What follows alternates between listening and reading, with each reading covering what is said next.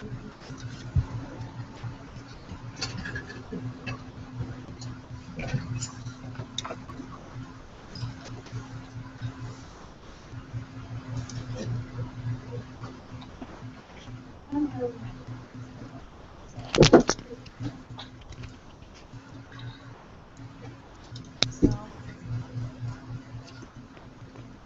see if people can hear me.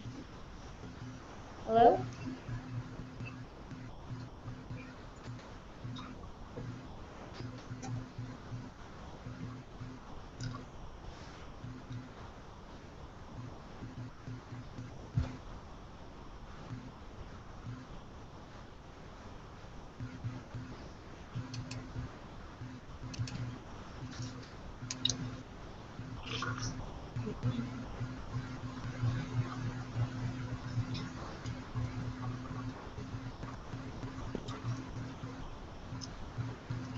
Hi.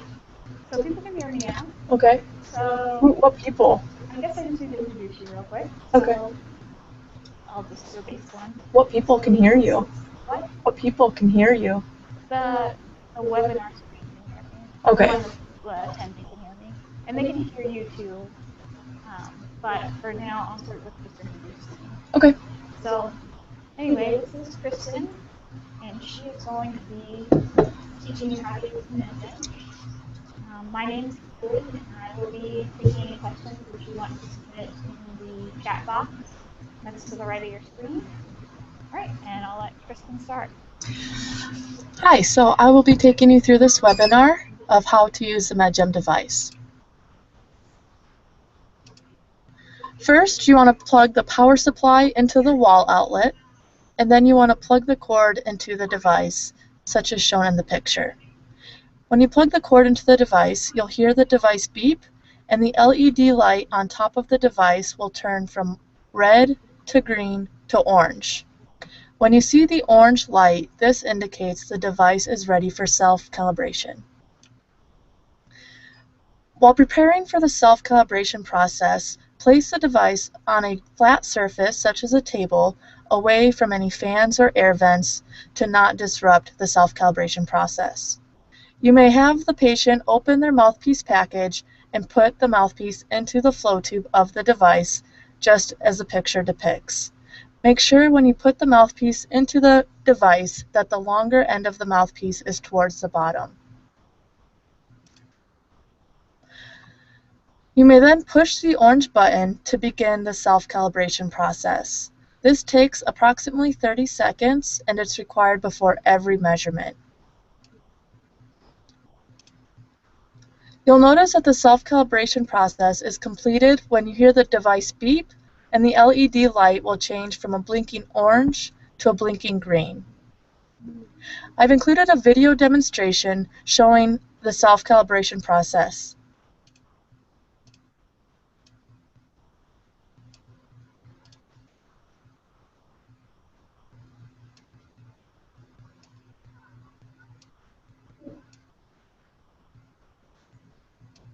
Today, I'm going to show you the process of self-calibration for the MedGem device. First, you want to plug the power cord into the wall outlet. Then you want to plug in the device. You'll hear a beep. The light on top will turn red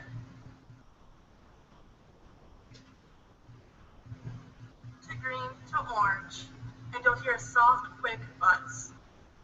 At this point, you want to put the device on a flat surface, such as a table, away from any air fans or vents. You may then hand the nose clip and the mouthpiece to the patient for the patient to put the mouthpiece into the device. However, for demo purposes, I will go ahead and put the mouthpiece into the device. When you insert the mouthpiece, it's important to make sure the longer end of the mouthpiece is towards the bottom. You may then push the orange button to begin the self-calibration process. This is required before every measurement and takes up to 30 seconds. When you hear the beep, it'll change to a flashing green color. This indicates the device is ready for a measurement. You may then hand the device to the patient for the patient to put the mouthpiece into their mouth and begin breathing as normal as possible to start the test.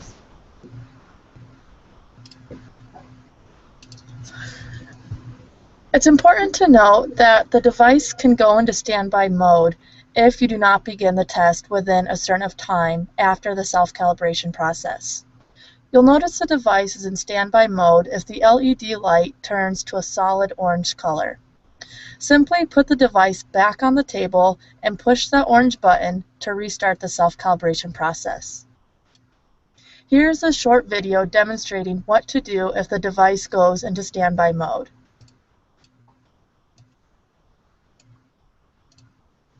When you notice the light changes from the flashing green color to a solid orange color, this indicates the device is in standby mode.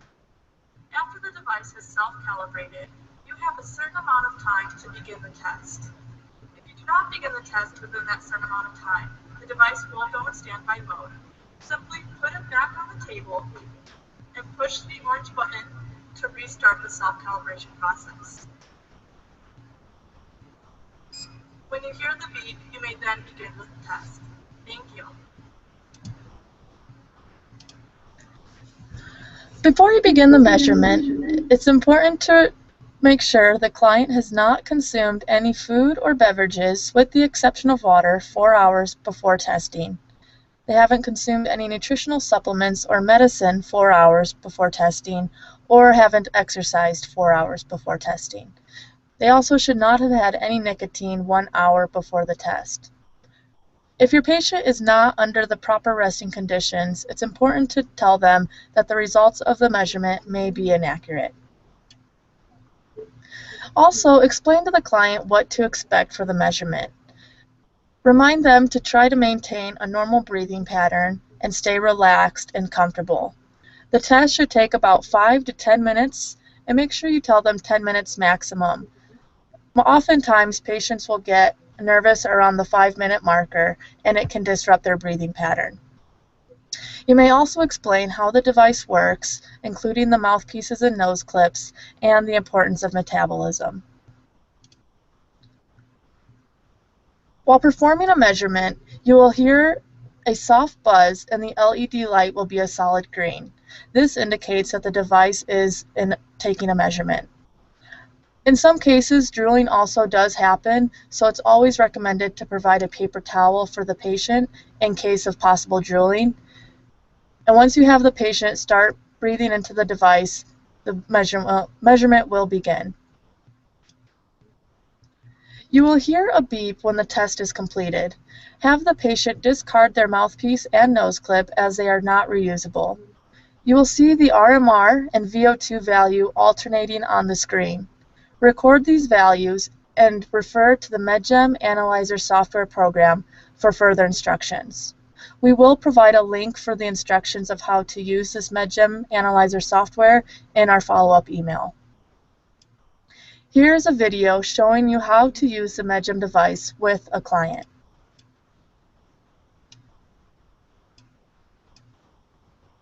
Hi, my name is Kristen, and I'll be conducting your metabolic assessment today. Before we start the measurement, let's go over some protocol. Have you consumed any food in the last 4 hours? Have you consumed any beverages with the exception of water in the last 4 hours? Have you exercised in the last 4 hours? And lastly, have you used any nicotine in the past 1 hour? Okay, great. Just as a side note, if you're not under proper resting condition, the results of the measurement may be inaccurate. So let's get started. First, we'll plug in the power cord into the wall. Then we can plug the device in. Although it'll beep, and it'll turn red.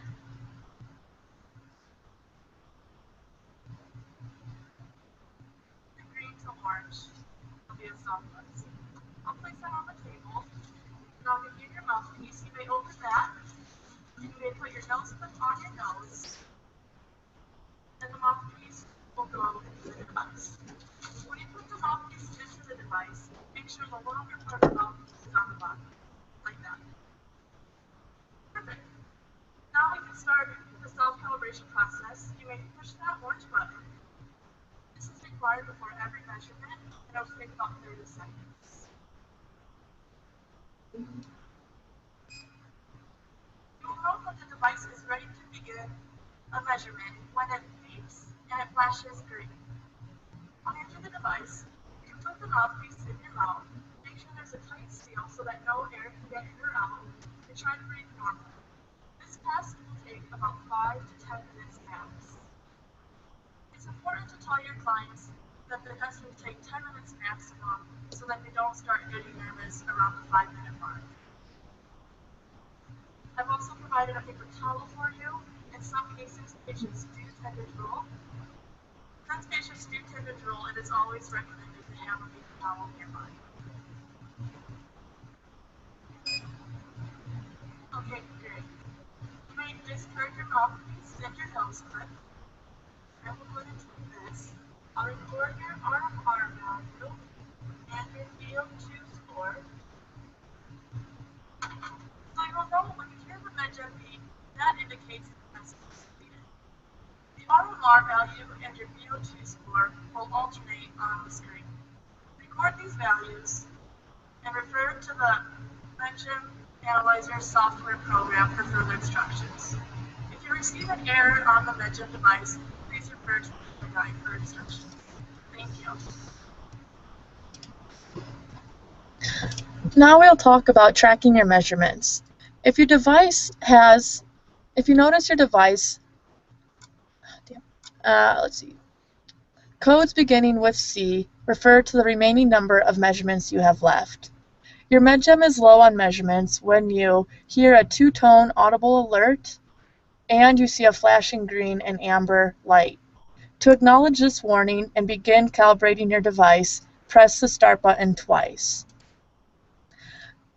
We'll talk about some common errors. So if you see error C-00, this indicates the unit won't start a measurement. It means that your device is out of measurements, so please contact a MicroLife representative to order a replacement device. If your device says error 1, this indicates you have an air leak. Simply ensure the flow tube is firmly attached to the device and that your lips are completely sealed around the mouthpiece to ensure that no extra air is getting in or out while breathing into the device. Error 4 indicates an interruption during the measurement, so let the person return to a resting state and redo the measurement. Error 5 means the self-calibration process has not completed. Place the GEM device on a flat surface like the table away from all other air sources and restart the self-calibration process so it can fully complete before a measurement. Error 6 means the GEM has detected a pause in breath of greater than 30 seconds. So again, remind the person to breathe normally as possible, make sure they're calm and relaxed, and redo the test. Error 7 indicates the GEM has detected an unusually low rate of oxygen consumption. Also, remind the person to breathe normally, stay relaxed, and redo the test. If your device says error 8, this means the GEM has detected an unusually high rate of oxygen consumption. It's important to make sure your client has met the resting conditions and remind them to breathe as normal as possible and restart the test. And finally, if your device has reached error 40, this means the unit has reached its end of life. You may contact a MicroLife representative for further instructions. Please note that you may bypass error 40 by pushing the button to continue a measurement. However, this is only for emergency situations and is not advised as error 40 does compromise the accuracy of the device. If you encounter a different error that we have not discussed, please refer to the user manual. Thank you. I can take any questions.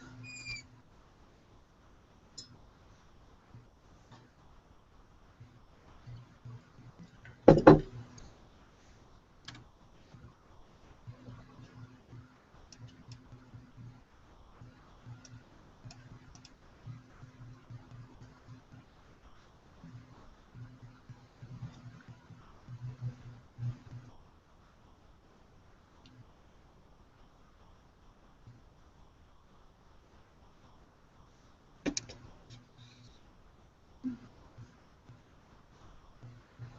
questions? No. Should have one or so. Oh, Q&A? Maybe. Oh, Actually, so touch chat. chat? Push it in. Let's see. I'm gonna look and see.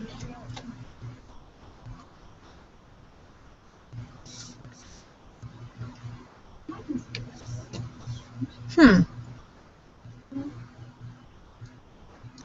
Yeah. We don't have to worry about that too much because if I get them, fine. Okay. And so whenever you're ready, you can push stop broadcast.